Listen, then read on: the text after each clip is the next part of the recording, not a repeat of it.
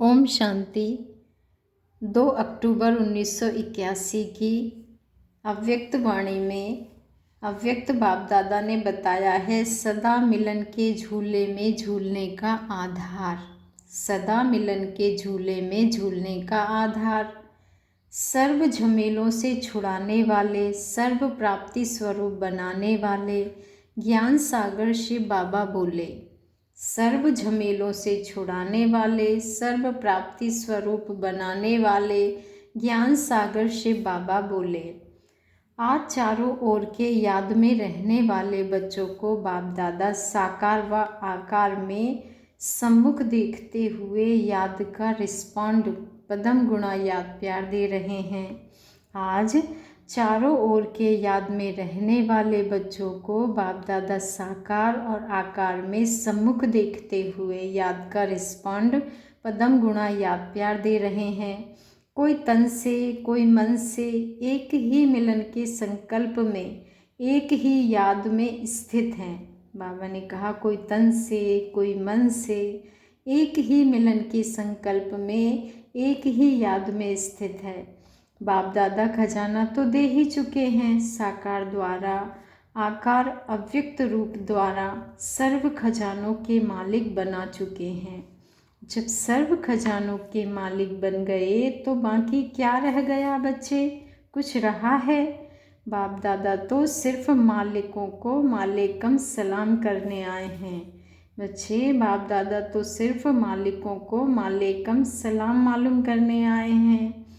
देखने में तो मास्टर बन ही गए हो, बाकी क्या रह गया है बच्चे? सुनने का हिसाब निकालो और सुनाने वाले का भी हिसाब निकालो। अथाह सुन लिया, अथाह सुना लिया। सुनते सुनते सुनाने वाले भी बन गए, तो सुनाने वालों को क्या सुनना है? आप लोगों का ही गीत है, अनुभव का गीत गाते हो। पाना था वो पा लिया, अब काम बाकी क्या रहा? बाबा ने कहा आप गीत गाते हो, पाना था वो पा लिया, अब काम क्या बाकी रहा? यह किसका गीत है? ब्रह्मा बाप का है या ब्राह्मणों का है? यही गीत है ना आपका। तो बाप भी पूछते हैं काम क्या बाकी रहा बच्चे? बाप आप में समा गए और आप बाप में समा गए। बाबा ने कितनी प्यारी खूबसूरत बात कही है कि बाप आप में समा गए और आप बाप में समा गए। जब समा गए तो बाकी क्या रह गया बच्चे? समा गए हो या समा रहे हो? क्या कहेंगे? नदी और सागर का मेला तो हो ही गया ना। समाना अर्थात मिलन मनाना, तो मिलन तो मना लिया ना बच्चे। सागर गंगा से अलग नहीं और गंगा सागर से अलग नहीं बच्चे। सागर गंगा से अलग नहीं और गंगा सागर से अलग नहीं। गंगा सागर का अविनाशी मेला है। समा गए अर्थात समान बन गए। समा गए अर्थात समान बन गए। समान बनने वालों को बाप दादा भी स्नेह की मुबारक देते हैं। समान बनने वालों को बाप दादा भी स्नेह की मुबारक देते हैं। इस बारी बाप दादा सिर्फ देखने आए हैं, मालिकों की आज्ञा मानकर मिलने के लिए आ गए हैं। मालिकों को ना नहीं कर सकते हैं तो जी हाजिर का पाठ पढ़कर हाजिर हो गए हैं। बाबा ने कहा मालिकों को ना नहीं कर सकते हैं तो जी हाजिर का पाठ पढ़कर हाजिर हो गए हैं। ऐसे ही तत्वम, बाप दादा आदिकाल से तत्वम का वरदान ही दे रहे हैं। संकल्प और स्वरूप दोनों में तत्वम के वरदानी हो। बाबा ने पूछा है कि बच्चे संकल्प और स्वरूप दोनों में तत्वम के वरदानी हो, धर्म और कर्म दोनों में तत्वम के वरदानी हो। ऐसे वरदानी सदा समीप और समान के अनुभवी होते हैं। बाप दादा ऐसे समीप और समान बच्चों को देख हर्षित होते हैं। अमृत वेले से लेकर दिन के समाप्ति तक, बाबा ने कहा अमृत वेले से लेकर दिन के समाप्ति समय तक सिर्फ एक शब्द धर्म और कर्म में लाओ तो सदा मिलन के झूले में झूलते रहेंगे। जिस मिलन के झूले में प्रकृति और माया दोनों ही आपके झूले को झुलाने वाले दासी बन जाएंगे। सर्व खजाने आपके इस श्रेष्ठ झूले के श्रृंगार बन जाएंगे। बच्चे, सर्व खजाने आपके इस श्रेष्ठ झूले के श्रृंगार बन जाएंगे। शक्तियों को, गुणों को मेहनत से धारण नहीं करना पड़ता है।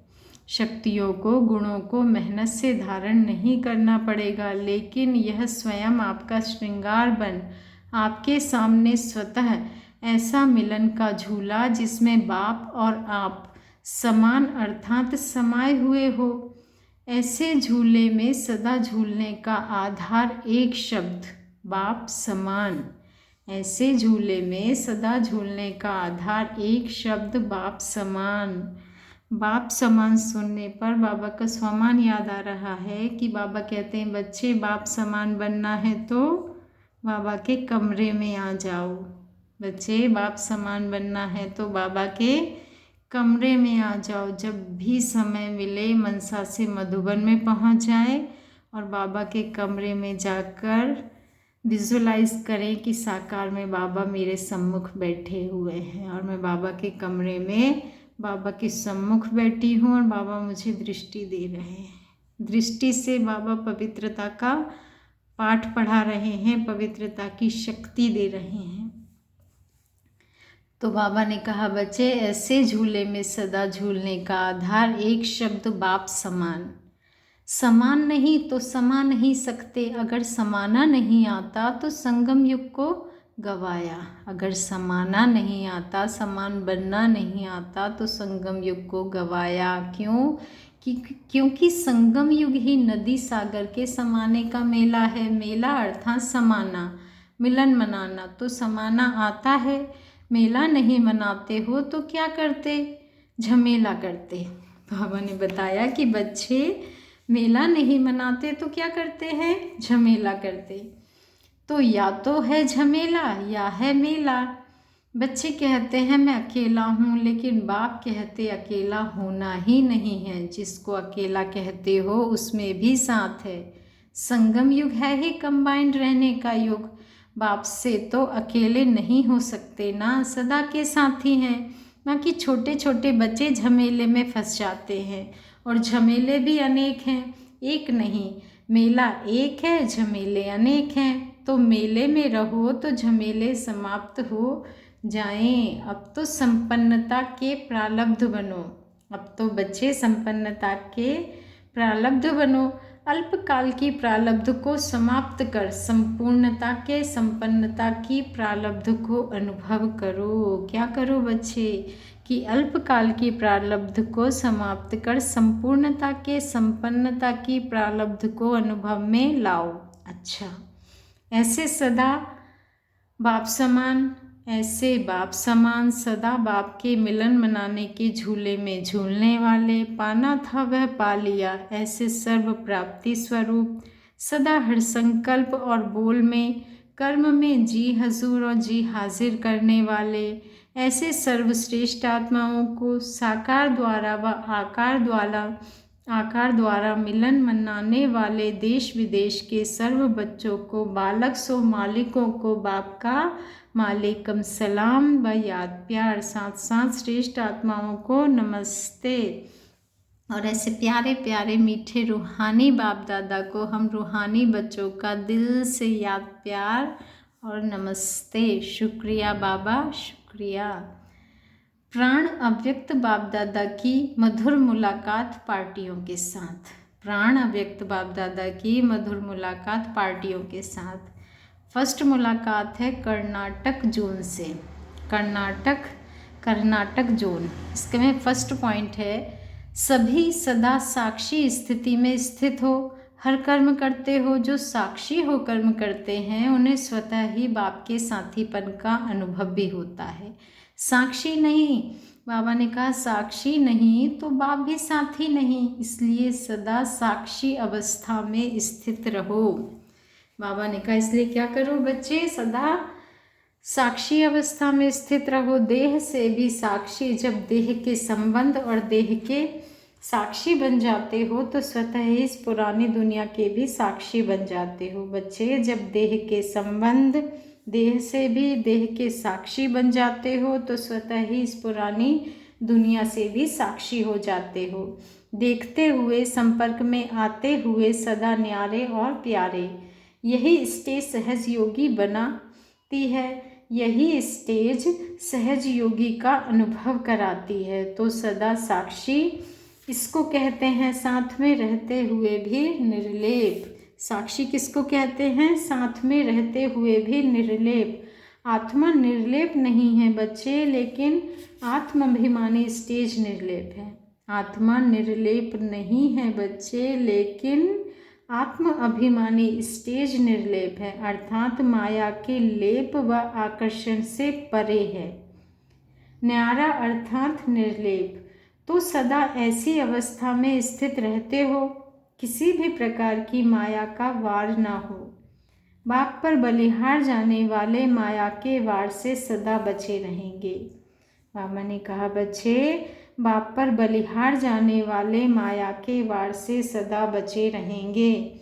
बलिहार वालों पर वार नहीं हो सकता, तो ऐसे हो ना, जैसे फर्स्ट चांस मिला है वैसे ही बलिहार और माया के वार से परे रहने में भी फर्स्ट।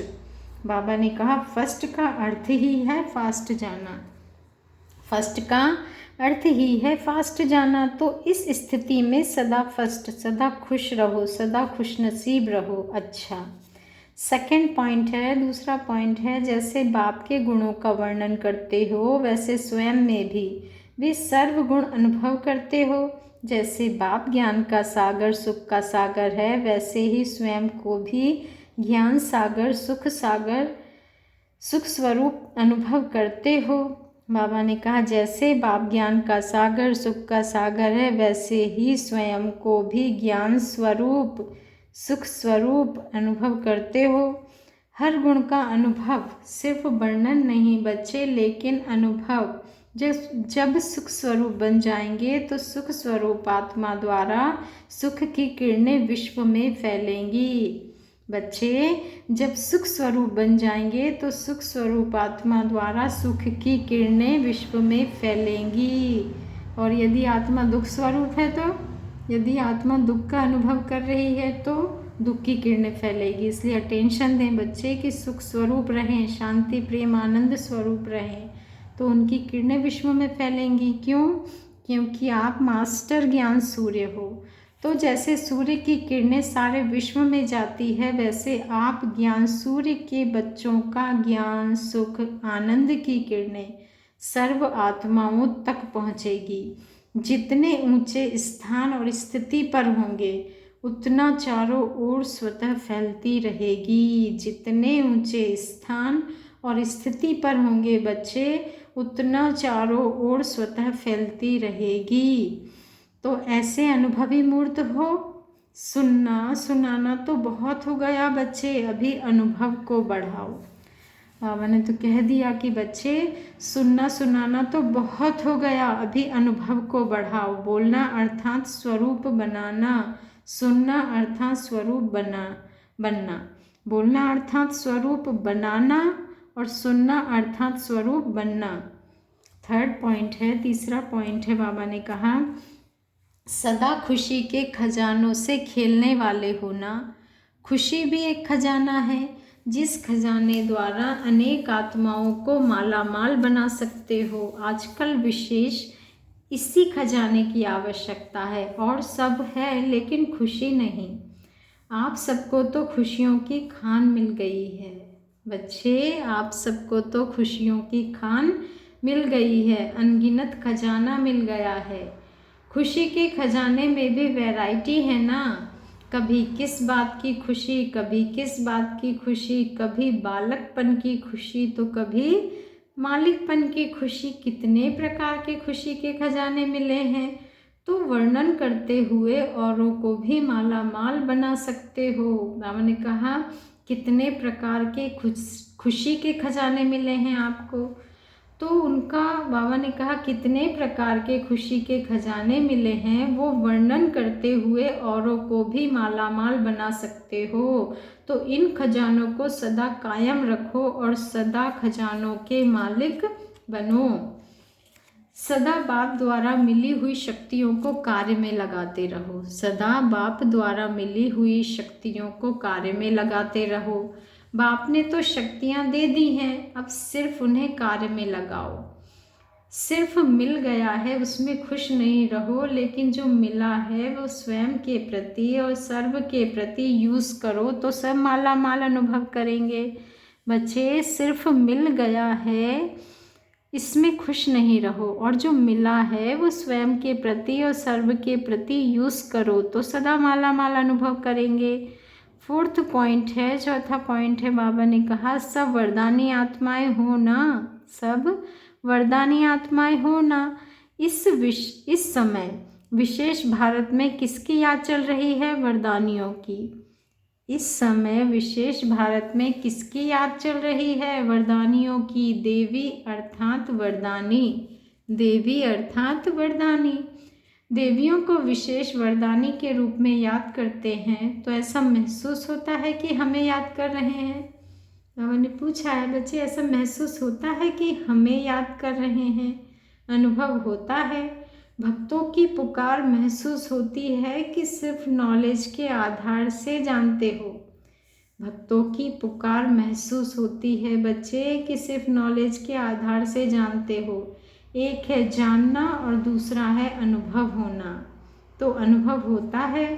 वरदानी मूर्त बनने के लिए विशेषता कौन सी चाहिए? बाबा ने पूछा है बच्चे, वरदानी मूर्त बनने के लिए कौन सी विशेषता चाहिए? आप सब वरदानी हो ना, तो वरदानी की विशेषता क्या है? वे सदा बाप के समान और समीप रहने वाले होंगे। वरदानी की विशेषता है कि वे सदा बाप के समान और समीप रहने वाले होंगे। अगर कभी बाप समान और कभी बाप समान नहीं, लेकिन स्वयं के पुरुषार्थी, तो वरदानी नहीं बन सकते। क्यों? क्योंकि बाप पुरुषार्थ नहीं करता, लेकिन सदा संपन्न स्वरूप है। तो अगर बहुत पुरुषार्थ करते हैं तो पुरुषार्थी छोटे बच्चे हैं। बाबा ने कहा तो अगर बहुत पुरुषार्थ करते हैं तो पुरुषार्थी छोटे बच्चे हैं, बाप समान नहीं। समान अर्थात संपन्न। ऐसे सदा समान रहने वाले सदा वरदानी होंगे। ऐसे सदा समान रहने वाले सदा वरदानी होंगे। बाबा ने कहा अगर बहुत पुरुषार्थ करते हैं तो पुरुषार्थी छोटे बच्चे हैं, बाप समान नहीं। समान अर्थात संपन्न। ऐसे सदा समान रहने वाले सदा वरदानी होंगे। अच्छा, ओम शांति। शुक्रिया बाबा, शुक्रिया आपका। दिल से सभी रूहानी बच्चों की ओर से बहुत बहुत शुक्रिया।